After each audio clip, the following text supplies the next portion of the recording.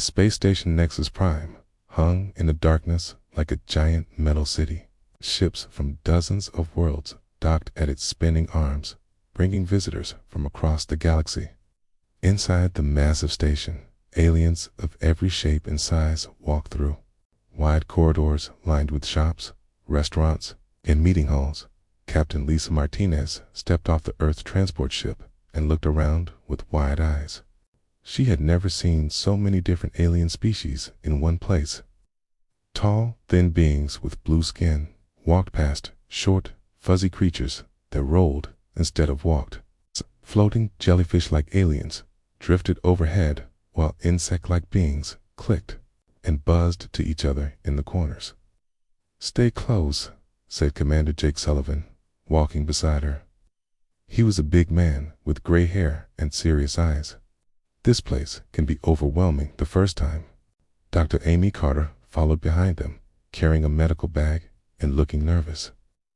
She was young for a ship's doctor, with red hair tied back in a ponytail. "I've read about all these species, but seeing them in person is something else," she whispered. Lisa nodded, but tried to look confident. She wore her best Earth Defense Force uniform, with the blue and white flag patch on her shoulder. As they walked toward the central hub, other aliens stopped to stare at them. Some pointed and whispered. Others just looked curious. "Remember why we're here?" Jake said quietly. "The Galactic Combat Championships happen only once every 5 years. This is our chance to show the galaxy that humans belong here." Lisa felt the weight of responsibility on her shoulders. Humanity had only joined the galactic community 50 years ago. Most alien species still saw them as newcomers who didn't deserve respect. The original human champion, Captain Robert Hayes, had gotten sick just 2 days before the competition. Lisa had volunteered to take his place, even though she knew she wasn't ready. They reached the main hall where hundreds of aliens gathered around a huge circular stage. Colorful banners hung from the ceiling, each one showing the symbol of a different world. Lisa could see the Earth banner hanging near the back, smaller than most of the others. "Look at that." Amy pointed to a massive red and black banner that dominated one side of the hall. It showed a fierce, dragon-like creature with sharp teeth and claws. "That must be the Vorthok Empire." Lisa studied the Vorthok delegates standing beneath their banner. They were tall, reptilian beings, covered in dark scales that looked like armor. Their leader stood nearly 8 feet tall, with spikes running down his back and bright yellow eyes that seemed to glow. He wore elaborate battle armor decorated with bones and metal spikes. "That's Warlord Kreshvac," Jake said. "He's won the championship 7 times in a row." The Vorthok considered themselves the greatest warriors in the galaxy. As if he heard his name, Kreshvac turned and looked directly at them. His lips pulled back to show rows of sharp teeth in what might have been a smile, but looked more like a threat. He said something to the other Vorthok warriors around him, and they all started laughing. "I don't think they're laughing with us," Amy muttered. A tall, crystal-like being approached them. Its body seemed to be made of living glass, with light flowing through it in different colors. "Greetings, humans," it said in a voice that sounded like wind chimes. "I am Ambassador 09 of the Salanti Collective. We are curious about your species' participation in the championships." "Thank you, Ambassador," Lisa replied, trying to sound more confident than she felt. "We're honored to be here. Your predecessor was quite skilled," Sarah 9 continued. "But you seem ... different, smaller, younger." Before Lisa could answer, a loud voice boomed across the hall. "Attention, all delegates." The voice came from a floating platform where an alien that looked like a walking tree was speaking. "The opening ceremony will now begin." The crowd moved toward the central stage, and Lisa found herself pushed forward with the flow. She ended up standing near the front, uncomfortably close to the Vorthok delegation. She could smell their musky scent and hear their low, rumbling conversations. The tree-like alien, who turned out to be the championship coordinator, began explaining the rules. The competition would last 3 days. Each species could enter one champion. The battles would be fought in a special arena that could change its shape and environment. The winner would bring great honor to their homeworld and have a voice in galactic politics for the next 5 years. The defending champions, the coordinator announced, are the mighty Vorthok Empire. The hall erupted in cheers and applause. Krishvak stepped forward and raised his massive arms above his head. His armor gleamed under the lights, and his yellow eyes swept across the crowd like a predator looking for prey. For 7 years, Vorthok warriors have proven their strength, he declared in a voice that made the floor vibrate. We fight with honor, we fight with power, we fight to win. More cheers filled the hall. Lisa noticed that even delegates from other species seemed impressed by the Vorthok's presence. She felt very small, standing in her simple uniform. Now, the coordinator continued, we will hear from each challenger. One by one, champions from different worlds stepped forward. There was a massive bear-like creature from the ice world of Frema, a sleek capping from the forest planet Verdania, and a robot warrior from the machine world of Kajatron. Each one looked powerful and dangerous. Finally, it was Lisa's turn. She stepped forward on shaking legs, feeling hundreds of alien eyes watching her every move. The hall grew quiet, and she could hear her own heartbeat in her ears. I am Captain Lisa Martinez of Earth, she said, trying to project her voice. I represent humanity in these championships. The silence stretched on for several uncomfortable seconds. Then, from somewhere in the Vorthok section, came a sound that might have been laughter, but sounded more like a growling bark. Kreshvak stepped forward, towering over Lisa by more than 2 feet. This is the human champion, he asked, loud enough for everyone to hear. This small, soft creature. Lisa felt her cheeks burn with embarrassment, but she stood straight and met his gaze. I am ready to fight for my people, Kreshvak threw back his head and laughed, a harsh sound that echoed through the hall. Humans are fragile pinkskins who cry when they are hurt, he announced. Their bones break easily, their skin tears like paper. This one will not last 30 seconds against a true warrior. Many aliens in the crowd began to murmur and nod in agreement. Lisa heard someone say, maybe humans aren't ready for the championships. Another voice added, they should stick to trading and diplomacy. Lisa's hands clenched into fists at her sides, but she kept her voice steady. We'll see about that in the arena. Krishvak leaned down until his face was inches from hers. His breath smelled like raw meat and metal. Yes, little human. We will see. I predict you will beg for mercy before the first round ends. He straightened up and addressed the crowd again. The Vorthok Empire does not fear these newcomers. We have fought across 100 worlds. We have conquered enemies that would make humans run screaming. Tomorrow, we will show the galaxy why the strong survive and the weak serve. The Vorthok delegation erupted in cheers and battle cries. Other species joined in, caught up in the excitement. Lisa stood alone in the center of it all, feeling like a mouse surrounded by tigers. Jake appeared at her side and gently took her arm. Come on, he said quietly. Let's get some rest. Tomorrow is going to be a long day. They walked away. Lisa could still hear Kreshvak's laughter echoing behind them. Oh, she had never felt so small or so determined at the same time. Talo. She would show them all what humans were really made of. Lisa woke up before dawn in her small quarters aboard the human ship. Her stomach felt like it was full of butterflies, and her hands shook as she pulled on her combat armor. The lightweight, Earth-made gear felt thin compared to what she had seen the other champions wearing yesterday. Amy knocked on her door and entered with a medical scanner. How are you feeling? She asked, running the device over Lisa's body. Scared, Lisa admitted, but ready. Amy nodded and showed her the scanner results. Your heart rate is high, but that's normal. Your muscles are tense. Try to relax before the fight. Jake appeared in the doorway, holding a cup of coffee. The arena is ready.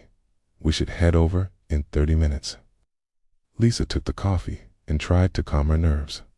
Through the small window, she could see the massive arena structure attached to the space station. It looked like a giant metal bowl with a transparent dome on top. Lights flashed around its edges, and she could see crowds of aliens already gathering in the stands. Remember the plan, Jake said, sitting down across from her. Carla, get to set the rules for the first round since they're the defending champions. They'll probably try to overwhelm you with numbers or use the arena's changing environment against you. Lisa nodded. She had studied recordings of past championships all night. The arena could transform into different landscapes, forests, deserts, cities, even underwater environments. The defending champions always chose the most difficult challenges for their opponents. Don't try to be a hero, Amy added. Stay alive. Learn their patterns. Look for weaknesses. They made their way through the station corridors toward the arena. Other aliens stopped to stare at them, and Lisa heard whispers following them wherever they went. Some sounded curious, but most sounded doubtful. Look at her armor. One insect-like being clicked to another. It's so thin. One hit, and she'll be finished. Humans don't have natural weapons, added a creature that looked like a walking rock. No claws, no fangs, no poison. How can they fight? Lisa tried to block out the voices and focus on her breathing. She had trained for this her whole life. Even if she never expected to represent all of humanity in front of the galaxy. The arena's entrance was huge, with stairs leading down to the preparation areas. Thousands of aliens filled the seats above them, creating a wall of noise that made it hard to think. Lisa could see camera drones floating around, broadcasting the event to billions of beings across the galaxy in the preparation chamber. Lisa checked her weapons one last time. She carried a plasma rifle, 2 energy pistols, and a vibroblade that could cut through most materials. Her armor had energy shields built in, but they wouldn't last long against heavy weapons. The defending champions have chosen the rules for round 1, announced a mechanical voice. The challenger will face 3 Vorthok warriors in sequence. The arena environment will be urban ruins. Combat begins in 5 minutes. Lisa's heart sank. 3 warriors, not 1. In urban ruins meant lots of places to hide, but also lots of places to get trapped. Jake put his hand on her shoulder. Yo, can do this. Use your speed. Use your brain. Humans are survivors. Amy hugged her quickly. We'll be watching from the medical bay. If you get hurt badly, we can pull you out. Lisa shook her head. No, if I quit, humans will never get another chance like this. The arena doors opened, and Lisa stepped into a world of broken buildings and rubble. The arena had transformed into a ruined city, with collapsed towers and debris everywhere. Smoke drifted between the buildings, and the ground was cracked and uneven. The crowd above roared as Lisa emerged into the light. She could see the Vorthok section cheering and beating their chests. Kreshvok stood in the front row, his yellow eyes fixed on her like a predator watching prey. First warrior, enter the arena, the announcer called. A Vorthok warrior stepped out from the opposite side. He was smaller than Kreshvok, but still massive compared to Lisa. His armor was painted red and black, and he carried a weapon that looked like a cross between a sword and an axe. Spikes covered his shoulders and arms. Begin, Tekla, the announcer shouted. Vorthok warrior charged straight at Lisa, roaring a battle cry that echoed off the ruined buildings. Lisa dove to the side and rolled behind a chunk of concrete. The warrior's weapon smashed into the spot where she had been standing, sending pieces of debris flying. Lisa came up, firing her plasma rifle. The The blue energy bolts hit the warrior's armor and made him stagger, but didn't penetrate. He turned toward her with a snarl and charged again. This time, Lisa was ready. She used the uneven ground to her advantage, jumping from one piece of rubble to another. The Vorthok was stronger and tougher, but Lisa was faster and could change direction quickly. The fight lasted 10 minutes. Lisa wore the warrior down by staying out of reach and hitting him with precise shots at the weak points in his armor. When he finally fell, the crowd erupted in surprised cheers. "Second warrior, enter," the announcer called. This one was different. He carried a long spear with an energy tip that crackled with electricity. Instead of charging, he moved carefully, using the weapon's reach to keep Lisa at a distance. Lisa had to get creative. She used her smaller size to crawl through spaces too narrow for the larger warrior. She climbed up broken walls and attacked from above. When the Vorthok tried to follow, she dropped down behind him and struck at his back. This fight took longer, nearly 20 minutes. Lisa was getting tired, and her armor had taken several hits. But she managed to trip the warrior with her vibroblade and finish him with a close-range plasma shot. The crowd was louder now. Even some of the Vorthok supporters seemed impressed. Lisa could hear chants of human, human from some sections of the stands. Final warrior entered the arena. The third Vorthok was a monster. He stood nearly 9 feet tall and was almost as wide as he was tall. His armor looked like it was made from the hull of a starship, thick and black and covered with spikes. He carried a massive hammer that was bigger than Lisa's entire body. This warrior had a name, Gorthnell. Lisa had seen recordings of his fights. He was slow, but incredibly strong. His hammer could crush rocks and bend metal. Worse, he was smart. He had watched her fight the other 2 warriors and learned her tactics. Lisa tried the same strategies. That had worked before, but Gorthnell was ready for them. When she tried to climb above him, he threw pieces of rubble that forced her back down. When she tried to hide, he used his hammer to destroy her cover. The fight became a deadly game of cat and mouse. Lisa darted between the ruins, while Gorthnell hunted her like a patient predator. Her energy shields failed after taking several near misses from flying debris. Her armor cracked in 2 places. Lisa was breathing hard and covered in dust. Her weapons were running low on power. She needed to end this fight soon, but Gorthnell seemed to have endless energy. She made her decision. Instead of running, she charged straight at the massive warrior. Gorthnell grinned and raised his hammer for a killing blow at the last second. Lisa slid between his legs and came up behind him. She fired everything she had left, rifle, pistols, vibroblade, at the weak spot where his armor connected at the back of his neck. Gorthnell roared and spun around. His massive fist caught Lisa in the chest and sent her flying across the arena. She hit the energy barrier that surrounded the combat, sewn with a sickening crack, and fell to the ground like a broken doll. The arena went silent. Lisa lay motionless in the rubble, her armor smoking and her body twisted at an unnatural angle. Blood trickled from her nose and mouth. Jake and Amy rushed to the medical observation window, their faces white with fear. The alien doctors activated their scanners, checking for signs of life. "She's alive," one of them reported, "but badly injured. Possible internal bleeding. Multiple fractures." The referee began the elimination countdown. 10, 9, 8. In the Vortex section, Crashvok stood up and spread his arms wide. "The fragile human is finished," he declared. Just as I predicted. The countdown continued. 7, 6, 5, Lisa didn't move. Her breathing was shallow and her eyes were closed. The crowd began to murmur that the fight was over. 4, 3, 2, But something deep inside Lisa, something purely human, refused to accept defeat. Her fingers twitched. Her eyes fluttered open. 1, Lisa's hand pressed against the ground. Slowly, painfully, she began to push herself up. The arena fell completely silent as Lisa pushed herself up from the ground.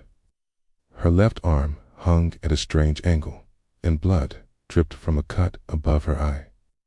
Her armor was cracked in several places, and she moved like every step caused pain. But she was standing. Krashvak stopped his victory speech and stared down at her with disbelief. "Impossible," he growled. "She should be unconscious. That blow would have killed most species." In the medical observation area, Amy watched her scanners with amazement. "Jake, look at this." Her adrenaline levels are off the charts. Her endorphin production is spiking. Body is flooding itself with natural painkillers. Jake leaned over the readings. "Seen this before in combat. Humans have a survival response that kicks in when we're badly hurt. The body, basically, refuses to shut down." Okay. On the arena floor, Lisa picked up her plasma rifle with her good arm. Okay. The weapon was damaged, but still functional. She looked up at Gorthnell, who was watching her with what might have been respect. "Human warrior shows courage," the massive Vorthok said in his deep voice. "Take, but courage alone will not save you." Lisa wiped the blood from her eye and smiled grimly. "Maybe not, but I'm not done yet." The crowd began to buzz with excitement. Aliens, who had been ready to leave their seats, sat back down. Camera drones moved in closer to capture every moment. Gorthnell raised his hammer again, but this time Lisa was ready. She had learned something important from that devastating hit. The big warrior was strong. He telegraphed his attacks. She could see them coming if she paid attention. Lisa moved differently now. She was hurt, but she was also angry. Every taunt from Krashvak, every dismissive comment about humans being weak, every assumption that she didn't belong here fueled the fire in her chest. She dodged Gorthnell's next attack and fired.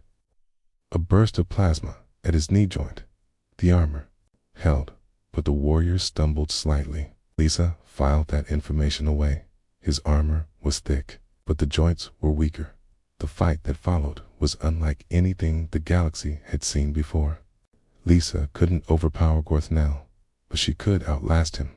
Every time he swung his massive hammer, she was somewhere else. Every time he tried to grab her, she slipped away like smoke. More importantly, she was learning. Humans had something most other species lacked: the ability to adapt quickly under pressure. Lisa studied Gorthnell's fighting style and began to predict his moves. She noticed that he favored his right side, that he always stepped forward with his left foot before a big swing, that he breathed heavily after extended attacks. The crowd started to change their tune. Cheers for Human. Human grew louder. Ambassador 09 of the Zelanti leaned forward in her seat, her crystalline body flickering with interested light patterns. "Fascinating," she said to her companion. "The human is not just surviving, she is evolving her tactics in real time." After 20 more minutes of fighting, Gorthnell began to show signs of fatigue. His massive size worked against him in a long fight. Lisa, despite her injuries, kept moving. Her human endurance was serving her well. The end came suddenly. Gorthnell made a desperate overhead swing with his hammer, putting all his strength behind it. Lisa rolled aside, and the weapon smashed into the ground, getting stuck in the rubble. For just a moment, the warrior was off balance and vulnerable. Lisa didn't waste the opportunity. She emptied her remaining plasma charges into the weak point at his neck. Gorthnell's armor finally gave way, and the massive warrior fell forward like a toppled tree. The arena exploded in noise. Aliens from dozens of species were on their feet, cheering and waving their appendages. Even some Vorthok seemed impressed, though they tried to hide it. Lisa stood over her defeated opponent, swaying slightly from exhaustion and blood loss. She looked up at the crowd and raised her good arm in victory. The cheers grew even louder. Winner of the first round, Captain Lisa Martinez of Earth. the announcer declared. But Lisa's victory celebration was short-lived. The medical teams were already announcing the next round competitors. She had barely survived 3 Vorthok warriors. Now she had to face champions from other species, and they had all been watching her fight. They knew her tactics. Now Jake and Amy met her in the medical preparation area. Amy immediately began treating Lisa's injuries with alien medical equipment that could heal bones and tissue much faster than Earth's technology. "That was incredible," Jake said, but his voice was worried. "But Lisa, you're hurt badly. The healing equipment can fix most of the damage, but you need rest." Lisa shook her head as Amy worked on her broken arm. "How long until the next round?" 4 hours, Amy replied. "The alien healing technology is amazing, but even it has limits. Your body has been through incredible stress during those 4 hours. Something strange happened throughout the space station. Word of Lisa's comeback spread to every alien delegation. Species that had never heard of humans before were suddenly asking questions about Earth. The Salanti started downloading human combat recordings from their databases. Even the gas-like beings of the Nebular Consortium were discussing human physiology. Lisa slept for 2 hours while the medical equipment repaired her body. When she woke up, she felt better than she had expected. Her arm was functional again, though still sore. The cut above her eye had healed completely. "The arena is ready for round 2, Jake announced. "Your opponent is Champion Rackskull from the Ice World Freema. He's the bear-like creature we saw yesterday." Lisa nodded and checked her equipment. The arena technicians had provided her with fresh weapons and repaired her armor. She felt ready. The second round took place in a frozen wasteland environment. Lisa faced Champion Rackskull, who was 8 feet tall and covered in thick white fur. He had natural claws that could cut through metal and could survive in temperatures that would freeze human blood. But Lisa had learned something important from her first fight. She didn't try to match her opponent's strengths. Instead, she used her uniquely human abilities: flexibility, endurance, and the ability to think several moves ahead. The ice environment actually worked in her favor. Rackskull was built for cold weather, but he was also heavy. When Lisa lured him onto thin ice, his weight worked against him.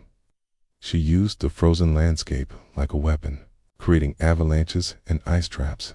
The fight lasted an hour, but Lisa emerged victorious. The crowd was going wild now. Humans were no longer the joke species that everyone expected to fail quickly. In the third round, Lisa faced a crystalline warrior from the Zalanti Collective. This opponent could change the density of its body, becoming either diamond hard or flowing like liquid. It was a completely different challenge that required completely different tactics. Lisa discovered that while the Zalanti warrior could change its physical properties, it couldn't change its basic structure. She used reflected light from her weapon's energy discharge to confuse its optical sensors, then struck when it was in its liquid form and more vulnerable. Another victory. The crowd was chanting her name now. Round 4 brought her against Anne, insectoid champion who could fly and had razor-sharp limbs. Lisa used the arena's jungle environment to her advantage, swinging from vines and using the thick canopy to limit her opponent's mobility. By the end of the day, Lisa had defeated 6 different champions from 6 different species. Each fight had been completely different, requiring her to adapt new strategies and tactics. Some fights she won through endurance, others through clever use of the environment. A few through pure determination when skill wasn't enough. The alien audience was stunned. Species that had dominated galactic politics for centuries were falling to a small human woman who had been written off as weak just hours before. As Lisa left the arena after her 6th victory, she was exhausted but victorious. Tomorrow would bring the semi-final rounds, and if she won those, he would face Warlord Kreshbach himself in single combat. The galaxy was watching now. Humanity was no longer the newcomer species that nobody took seriously. Lisa Martinez had earned their respect one fight at a time, but the hardest battles were still ahead. Lisa woke up in her quarters as the station's artificial dawn began to glow through the windows. Today was the final day of the championships. Today, she would face Warlord Kreshvak in single combat for the title. Her body ached despite the alien medical treatments. She had fought 6 different champions in 2 days, each one a warrior who had trained their entire life for combat. Her muscles were sore, her reflexes felt slow, and she knew she was running on pure determination now.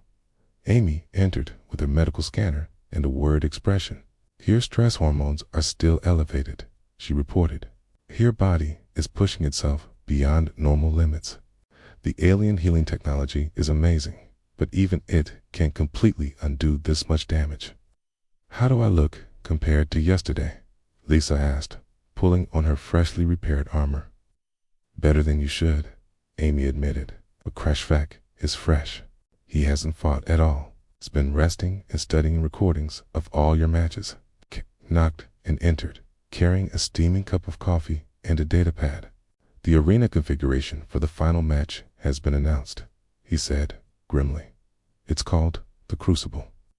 It's the most dangerous setting they have." Lisa took the coffee and looked at the pad. The Crucible was a constantly changing maze of energy barriers, floating platforms, and environmental hazards. Gravity fields could shift without warning. Parts of the floor could disappear. Energy storms could erupt from nowhere. "They're trying to level the playing field," Jake explained. "Kreshvak is bigger and stronger than you, but in the Crucible, those advantages matter less. It becomes about adaptation and survival." Lisa nodded, but she could see the worry in his eyes. The Crucible had been used only 3 times in championship history. 2 of those fights had ended with both competitors nearly dead. They made their way to the arena through corridors packed with aliens. Word had spread throughout the galaxy about the human champion who had defeated warrior after warrior through intelligence and determination. Ships were arriving from distant worlds just to witness the final battle. In the preparation chamber, Lisa checked her weapons one last time. She had chosen her loadout carefully: a plasma rifle with extended power cells, 2 energy pistols, her trusty vibroblade, and several small explosive charges. Her armor had been upgraded with the best shielding technology available. "Remember," Jake said, "Kreshvak has been champion for 7 years. He's not just strong, he's smart and experienced. Don't underestimate him." "I won't," Lisa replied. "But he's been watching me fight. I've been watching him too." That was true. Lisa had spent hours studying recordings of Kreshvak's previous fights. The Vorthok warlord was indeed formidable. He combined brute strength with cunning tactics. He was patient when he needed to be, explosive when the moment was right. His weapons could level buildings, and his armor could withstand direct hits from starship cannons. But Lisa had noticed something others might have missed. Kreshvak was used to winning through intimidation and overwhelming force. He had never faced an opponent who could match his tactical thinking while refusing to be intimidated. The arena doors opened, and Lisa stepped into the Crucible. It was like entering an alien nightmare. The floor was a patchwork of different surfaces: metal grating here, solid rock there, empty space in between filled with floating platforms. Energy barriers crackled in random patterns, creating walls that appeared and disappeared without warning. The air shimmered with heat distortions and electromagnetic fields. Above them, the crowd was packed so tightly that some aliens were floating in the air or hanging from the ceiling. The noise was deafening: cheers, roars, and alien sounds that had no human equivalent. On the opposite side of the arena, another door opened. Warlord Kreshvak emerged like a walking mountain. His armor gleamed black and red under the arena lights. His massive plasma cannon was strapped to his back, and he carried a warhammer in one hand that was bigger than Lisa's entire body. He looked across the chaotic arena at Lisa and smiled, showing his rows of sharp teeth. He spoke, and his voice carried clearly, despite the noise from the crowd. "Little human," he called out, "you have impressed the galaxy with your victories, but this ends now. I'm Kreshvok, warlord of the Vorthok Empire, champion of champions. You cannot defeat me." Lisa checked her weapons and looked back at him calmly. "We'll see." The referee's voice boomed across the arena. "Final combat begins. ... Now." Kreshvok immediately unslung his plasma cannon and fired.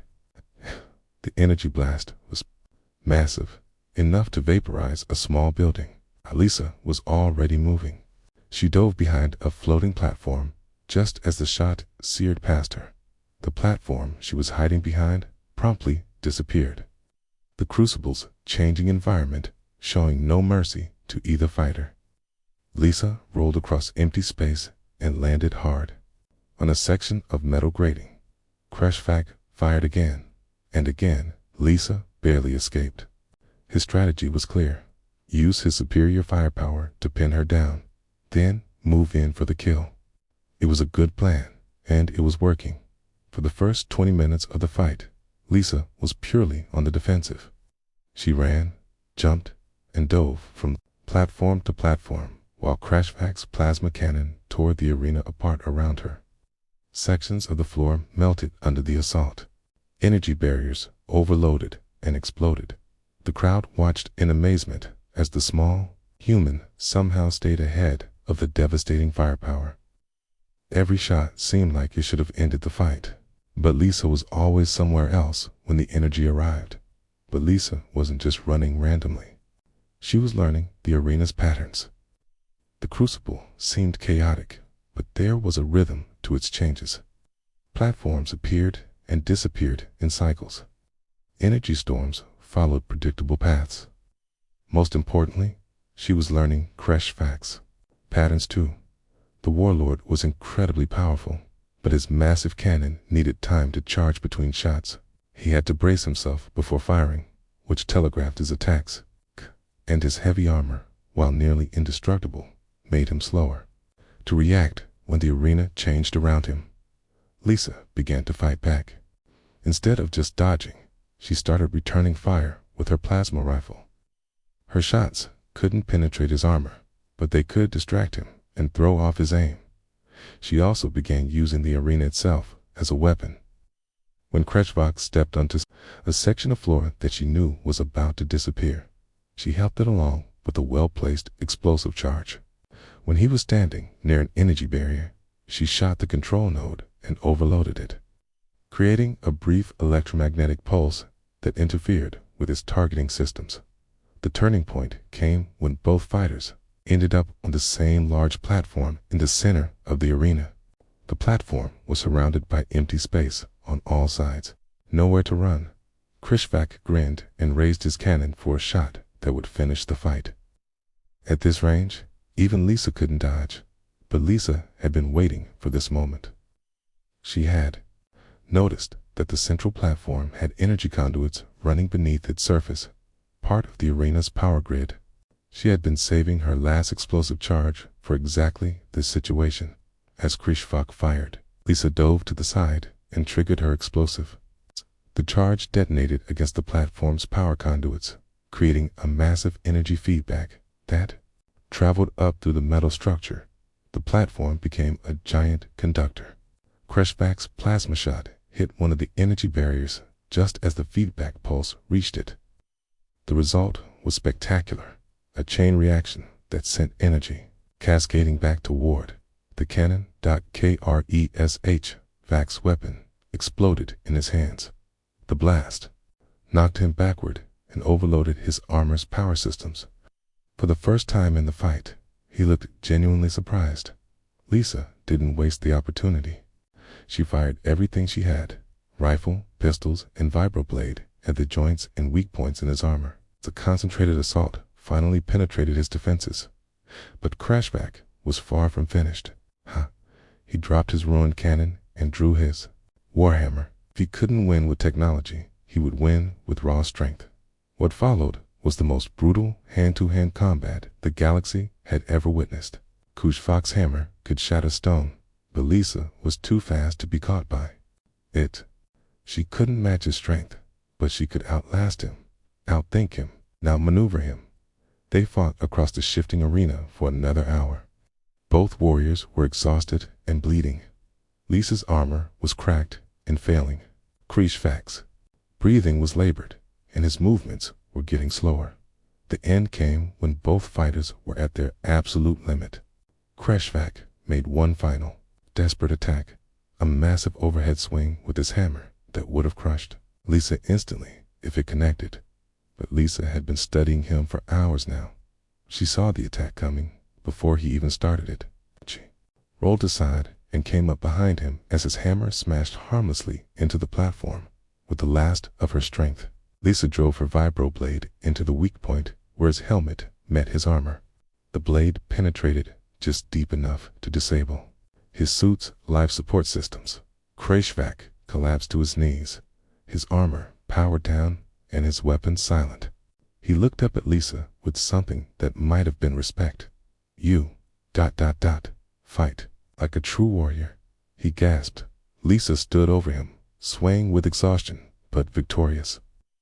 The arena fell silent for a moment, then erupted in the loudest cheers in championship history. The arena fell silent for what felt like forever. Thousands of aliens from across the galaxy stared down at the impossible sight. It's a small human woman standing over the fallen champion of the mighty Vorthok Empire. Lisa swayed on her feet, exhausted beyond anything she had ever experienced. Her armor was cracked and smoking. Blood trickled from a dozen small cuts. But she was standing. Kushfak was not. Then the cheers began. It started with a few voices from the crowd, then spread like wildfire through the massive arena. Aliens who had never heard of humans a week ago were on their feet, shouting her name. Even species that had been enemies for centuries joined together in celebrating what they had just witnessed. Lisa, Lisa. The chant echoed through the arena and out into space, carried by broadcasts to billions of beings across the galaxy. Jake and Amy rushed down from the observation deck, their faces bright with joy and relief. Medical teams from a dozen different species followed them into the arena, all wanting to help the new champion. "You did it," Jake said, his voice choked with emotion. "You actually did it." Amy was already scanning Lisa with her medical equipment. "You're hurt, but nothing critical. The alien medical technology can fix everything." But Lisa barely heard them. She was looking down at Kushfak, who was struggling to sit up. His armor's power systems were dead, but he was still alive. Their eyes met, and Lisa saw something she hadn't expected. "Respect. Help him," Lisa said to the medical teams. He fought with honor. The Vorthok medics rushed forward to assist their fallen champion. As they worked, Kushfak kept his yellow eyes fixed on Lisa. "You are no soft pink skin," he said, his voice weak but clear. "You are a true warrior. I was wrong about humans." Championship officials were preparing for the victory ceremony. The arena's central platform rose up from the floor, carrying Lisa toward the cheering crowd.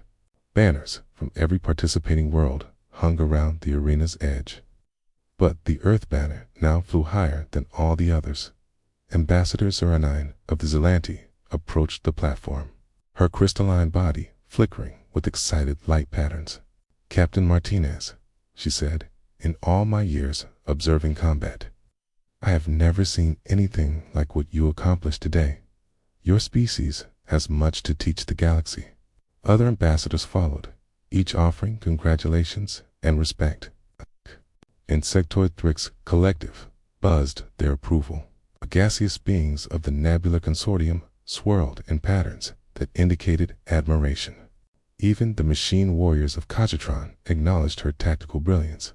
But it was when the Vorthok delegation approached that the arena truly fell silent, led by General Thrackmore. Kresh Vax's second-in-command, the reptilian warriors walked slowly toward the platform. Lisa tensed, unsure what to expect. The Vorthok were proud warriors who did not accept defeat easily. General Thrackmore stopped at the base of the platform and looked up at Lisa. His scarred face was unreadable. Then, slowly, he began to speak. "Kuhn warrior," he said, his voice carrying clearly through the arena. "You have defeated our greatest champion in fair combat. By the ancient laws of our people, we acknowledge your strength." He paused and looked around at his fellow Vorthok. Some nodded. Others looked unhappy, but said nothing. "The Vorthok Empire has ruled through strength for 1,000 years," Thrackmore continued. "We believe that only the physically powerful deserved respect, but you have shown us a different kind of strength. It's the strength of the mind, the strength of the spirit, the strength that refuses to surrender." The championship coordinator, the tree-like alien who had overseen the entire tournament, stepped forward with the traditional victory banner. It was a beautiful thing, made from rare metals and energy crystals that would shine forever, accepting. It would make Lisa the official champion and give humanity a voice in galactic politics for the next 5 years. But as the coordinator held out the banner, Lisa made a decision that shocked everyone present. "Wait," she said, raising her hand. "Before I accept this, I want to say something." The arena quieted down as Lisa's voice echoed through the speakers. She looked out at the thousands of alien faces watching her, then down at the Vorthok delegation, and finally at her own human teammates. "5 days ago, I came here as a replacement for our real champion. Nobody expected humans to do well in these championships. Most of you thought we were too weak, too soft, too emotional to be real warriors." Murmurs rippled through the crowd. Some aliens looked embarrassed at the reminder of their earlier dismissal of humanity. "But I learned something during these fights," Lisa continued. Strength isn't just about having big muscles or powerful weapons. Real strength comes from working together, from learning from each other, from finding common ground, even with our enemies." She turned to look directly at the Vorthok delegation. "Warlord Kreshvok fought with honor and courage. He pushed me to be better than I thought I could be.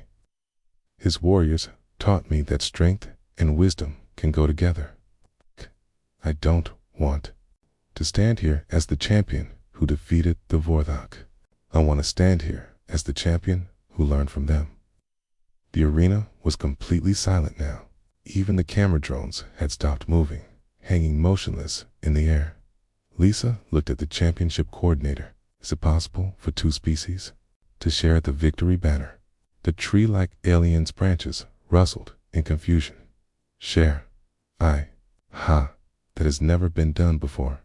The rules do not specifically forbid it, but then let's make new rules," Lisa said firmly. "Propose that Earth and the Vorthok Empire share this championship to different kinds of strength, working together instead of fighting each other." Crowd erupted in surprised chatter. Some aliens sounded excited by the idea. Others seemed confused. Few sounded disapproving. General Thrackmore stepped forward, his expression unreadable. "Human, why would you offer to share victory with those you defeated?"